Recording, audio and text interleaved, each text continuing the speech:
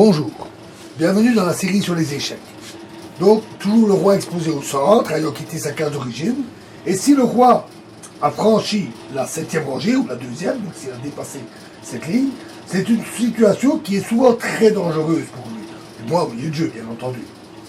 Alors, dans cet exemple, qui est issu d'une partie de Scalica contre Prusa, à Prague en 1924, avec très haut blanc,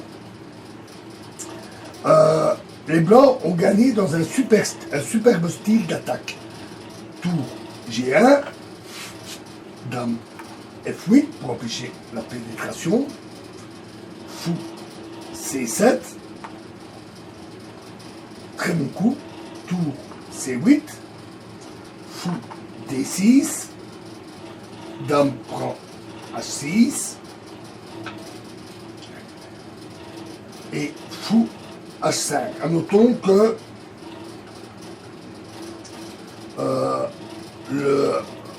le sacrifice de Dame, qui est plutôt séduisant, Dame prend F5, échoue sur Roi prend F5, Fou G4, échec, Roi G6, Fou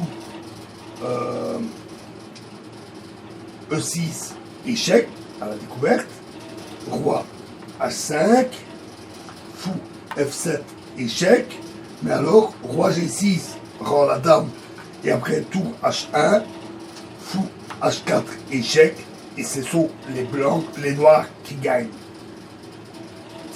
Donc remettons tout ça.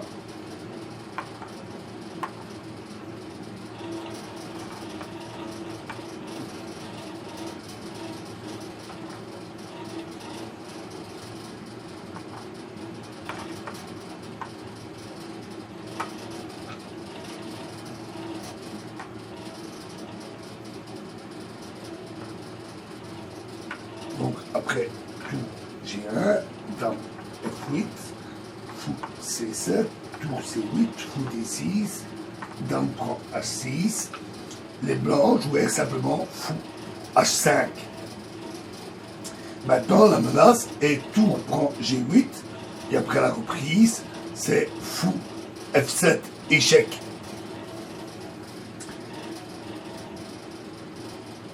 Donc Fou G7, Tour G5.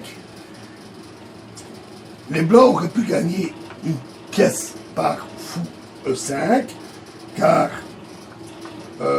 cavalier F6 ne marche pas à cause de justement Tour G5. Mais le coup joué dans la partie, Tour G5 directement, est tout aussi fort. Cavalier E7 et cavalier E2, un excellent coup, parce que après Fou prend E7, Roi prend E7, Dame prend F5, Tour F8, et les noirs auraient encore pu se défendre. Par contre, après cavalier E2, ils sont maintenant totalement impuissants contre la menace cavalier G3, suivi de l'attaque de la case F5.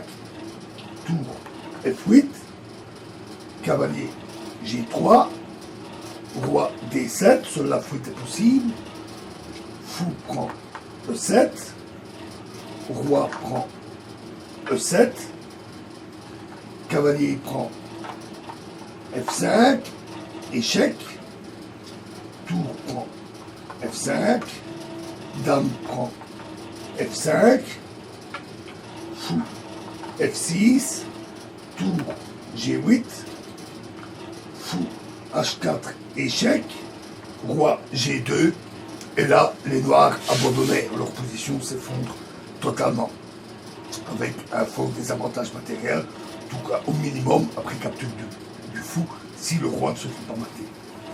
Voilà. Et prochain exemple dans la prochaine vidéo. Je vous remercie.